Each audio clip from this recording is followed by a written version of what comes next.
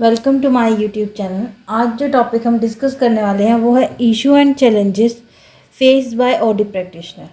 तो Audi practitioner क्या होता है, पहले ये जान लेते हैं। देखो, ऑडी प्रैक्टिशनर एक पर्सन होता है जिसको दूसरा पर्सन क्या करता है, अपॉइंट करता है ताकि वो ऑर्गेनाइजेशन जो है उसके जो एम्प्लॉयज़ हैं उनसे मिले, उनकी परफॉर्मेंस देखे और उनकी परफॉर्मेंस को इम्प्रूव करने में हेल्प कर सके। ठीक है। अब ऐसे में ऑडी प्रैक्टिशनर जो ऑर्गेनाइजेशन के अंदर आता है वो बहुत सारे चैलेंजेस फेस करता है। आप भी कभी किसी नई जगह जाएंगे तो आप को भी बहुत प्रॉब्लम्स आती हैं। ठीक है, तो ऐसे ही इसको भी बहुत सारी प्रॉब्लम फेस करनी पड़ती है। तो ऐसी प्रॉब्लम्स को ही यहाँ पे इसके चैलेंजेस बताया गया है। तो the Audi practitioner face several challenges through out the Audi process.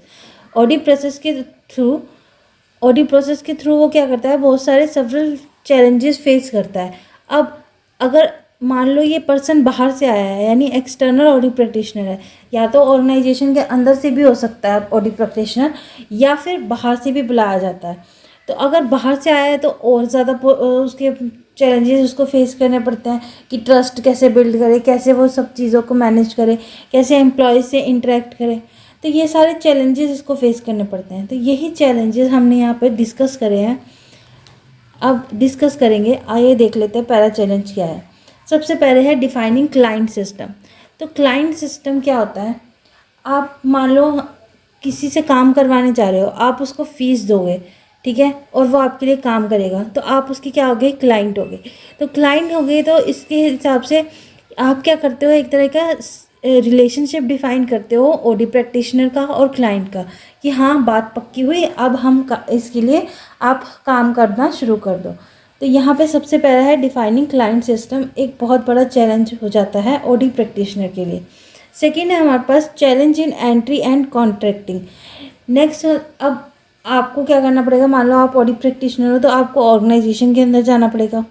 ठीक है, ऑर्गेनाइजेशन के अंदर जाना बड़ी बात है, क्योंकि इतनी बड़ी एक दो लोगों की ऑर्गेनाइजेशन तो होती नहीं है, एम्प्लॉयज़ नंबर में होते हैं, और वो भी कितने नंबर्स में होते हैं आपको अंदाज़ा होना चाहिए कि एक बड़ी ऑर्गेनाइजेशन में तो काफ़ी संख्या में एम्प्लॉयज़ होते हैं। तो एंट्री करना, उनको देखना, उनको समझना कितना मुश्किल होता है। अब नेक्स्ट है हमारे पास कॉन्ट्रैक्टिंग। कॉन्ट्रैक्टिंग क्या होता है, देखो, अब अगर ये रिलेशनशिप डिफाइन कर रहे हैं क्लाइंट और ऑडी प्रैक्टिशनर का, तो ये मुंह से वर्बली तो बोल नहीं देंगे कि हाँ चलो हम अब तुम मेरे लिए काम करना और मैं तुम्हारे को फीस दूंगा। क्लाइंट ऐसा तो बोलेगा नहीं, वो प्रॉपर लिखित फॉर्म में डॉक्यूमेंट्स तैयार करके कॉन्ट्रैक्ट साइन कराता है बाकायदा, कि इतने समय के लिए तुम मेरे अंडर काम करोगे, मेरे लिए काम करोगे, और मैं तुम्हारे को इतनी फ़ीस दूंगा। तो वो कॉन्ट्रैक्ट एक साइन होता है दोनों पार्टी के बीच में, ऑडी प्रैक्टिशनर और क्लाइंट के बीच में। नेक्स्ट है डाटा कलेक्शन। देखो, डाटा कैसे कलेक्ट करता है ऑडी प्रैक्टिशनर एम्प्लॉयज़ का, या तो सर्वे करेगा, ठीक है, या फिर क्या करेगा, ऑब्जर्व करेगा इन एम्प्लॉयज़ को, या फिर इनको क्वेश्चनर देगा। क्वेश्चनर क्या होती है, एक पेपर की फॉर्म में आपने दे दिया, उसमें आपने चेकबॉक्स बना दिए, 4 ऑप्शन दे दिए, 5 ऑप्शन दे दिए, उनमें से टिक करना है बस, और वो इकट्ठा कर लेना है, उसके थ्रू ऑब्जर्व करना। ठीक है। फिर नेक्स्ट है डायग्नोसिस एंड फीडबैक। डायग्नोसिस क्या होता है, मान लो हमारे को प्रॉब्लम पता चल गया, अब हम उस चीज़ का सॉल्यूशन भी तो निकालने की कोशिश करेंगे।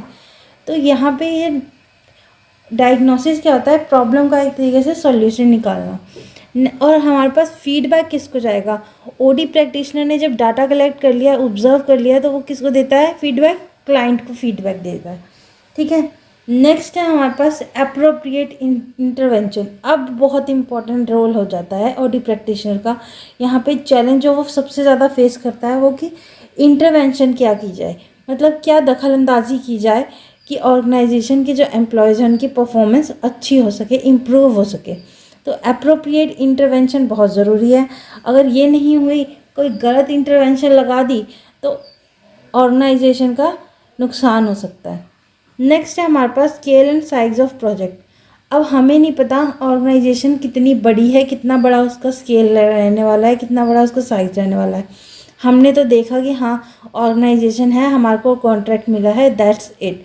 अब हम जब ऑर्गेनाइजेशन के अंदर गए, एम्प्लॉयज़ देखे, तो वहाँ करीबन 4000 एम्प्लॉय, ठीक है, सॉरी 1000 एम्प्लॉय, ठीक है, अब मान लो 1000 एम्प्लॉय हैं, तो बहुत बड़ी ऑर्गेनाइजेशन है एक तरीके से। उस केस में क्या हो जाएगा, काम बड़ा हो जाएगा, काम का लेवल स्केल बड़ा हो गया। तो ये एक तरीके का क्या हो गया, चैलेंज ही तो हो गया ऑडिट प्रैक्टिशनर के लिए। नेक्स्ट है हमारे पास एक्सपीरियंस टू हैंडल। अब मान लो वो इतना एक्सपीरियंस नहीं है पर्सन, ठीक है, ऑडिट प्रैक्टिशनर अगर इतना एक्सपीरियंस्ड नहीं हुआ और इतना बड़ा उसको स्केल या प्रोजेक्ट मिल गया, तो ये तो उसके लिए बहुत, करियर के लिए उसका एक सवाल हो जाएगा अगर वो नहीं कर पाया तो यही है यहाँ पे एक्सपीरियंस टू हैंडल, यानी इतने लोगों को हैंडल करने के लिए एक्सपीरियंस भी होना बहुत ज़रूरी है, ठीक है। नेक्स्ट है हमारे पास compatibility.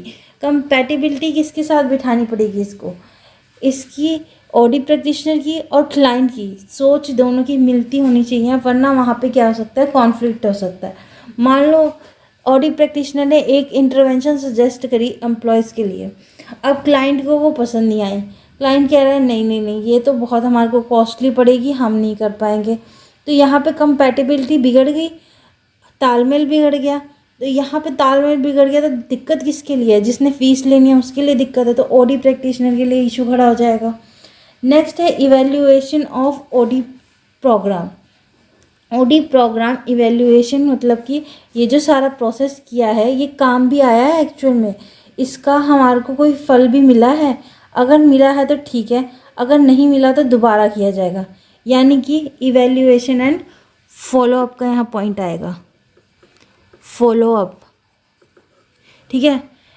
Evaluation and follow up, evaluate कर लिया कि हाँ हुआ है काम तो ठीक है, और अगर नहीं हुआ है तो हमारे को दोबारा ये सारा प्रोसेस करना पड़ेगा। और लास्ट है हमारे पास टर्मिनेशन।